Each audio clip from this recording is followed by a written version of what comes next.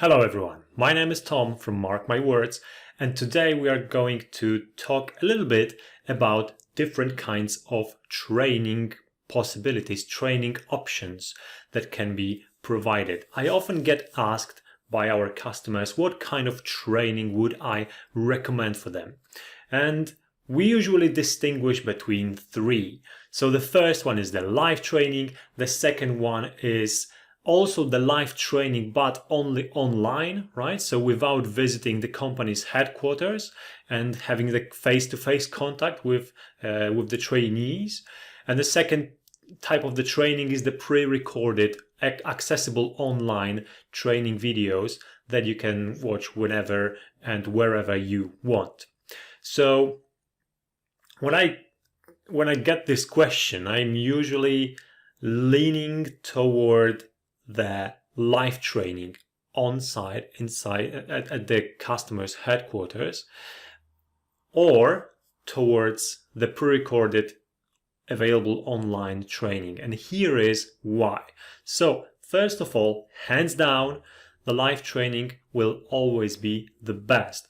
And that's because I, as a trainer, have a direct contact with the audience, with my trainees, right? So I can talk to them with more confidence because I can see their face expressions.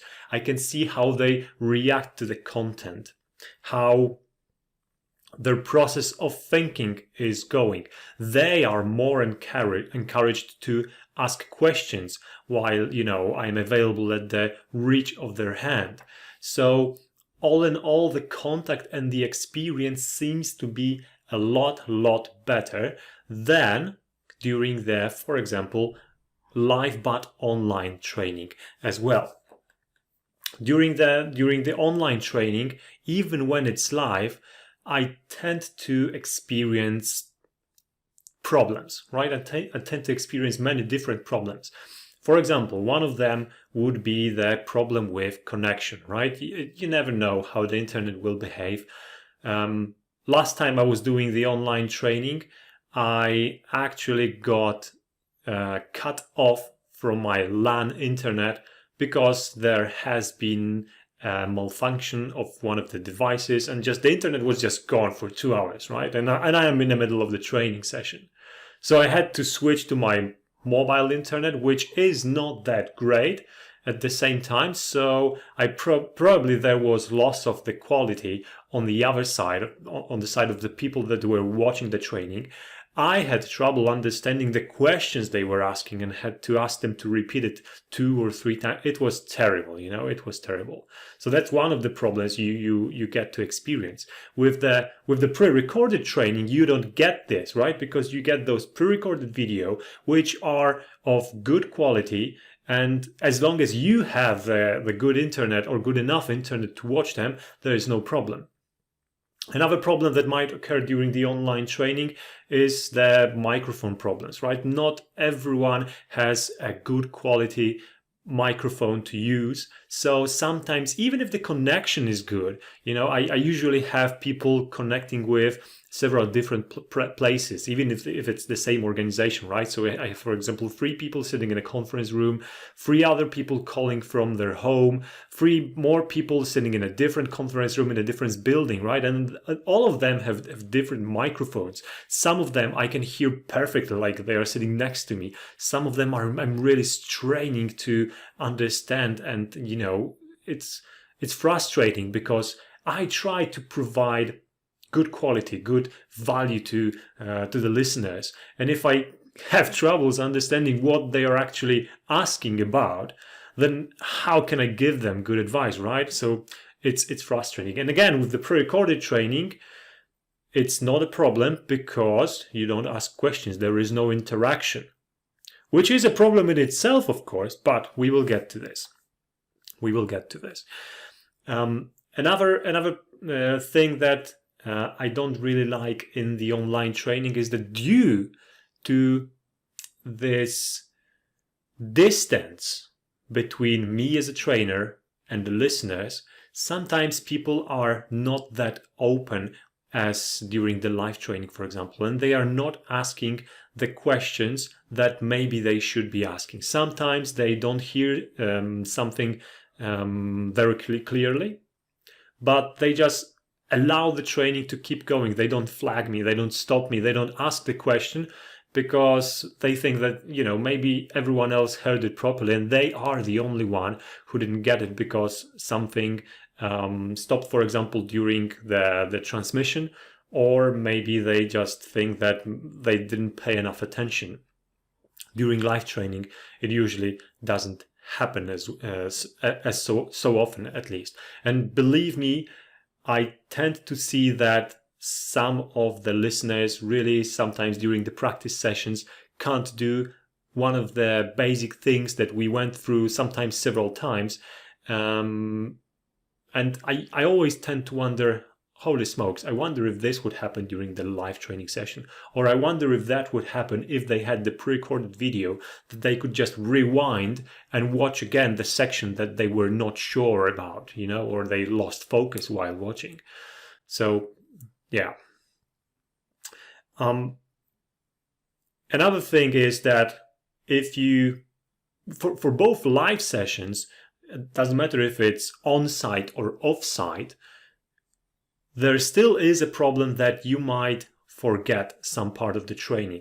And I'm sure it happens because whenever I'm doing the exercises at the end, I already see that because of the sheer amount of knowledge that I had to put into my listeners, into my trainees, there is no possibility for them to remember everything, right? So part of this, it's totally normal. Part of it is just lost, right? And when you have access to the pre-recorded videos, you can always rewatch the certain module, right? Maybe during the training you didn't pay attention to this module because you're like, this is for agile, I'm doing waterfall, what do I care, right?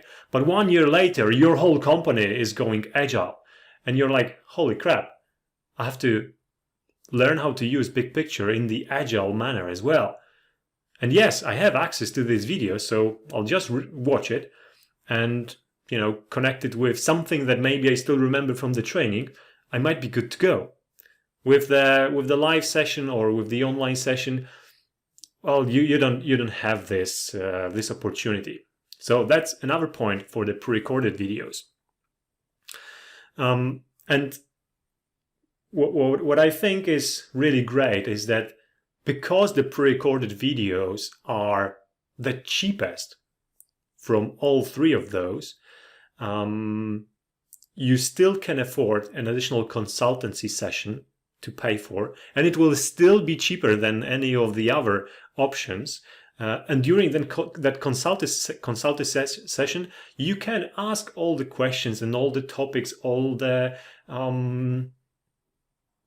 different scenarios that you couldn't figure out by yourself.